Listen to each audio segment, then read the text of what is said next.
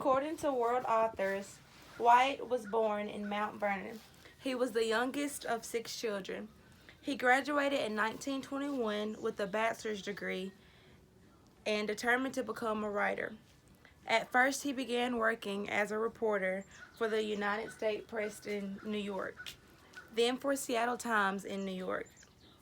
In 1923, White returned home and gave up writing for a year or two. Then he moved to Greenwich, Virginia. There he began publishing comic poems and short pieces in the New York World and then in a magazine called The New Yorker. In 1954, the philosopher Aaron Edwin in the New York Times book review called White the finest essay in the United States.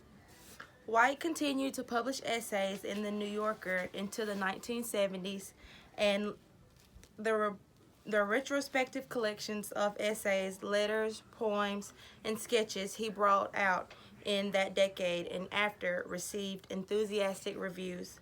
After the death of his wife, Catherine White, in 1977, the fiction editor of the New Yorker, who had been with his wife for 48 years, deprived of him of his greatest source of his life.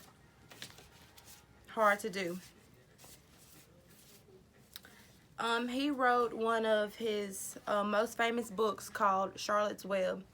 Charlotte Web is a story of Wilbur the pig and his friendship the fern Arbel, the little girl who adopts him, and his barnyard friends, but most importantly, Charlotte the spider. Wilbur is the main character in the story, and he is born the runt of the five little pigs and thought to be the weak to live until the fern takes pity on him and helps him. Yeah.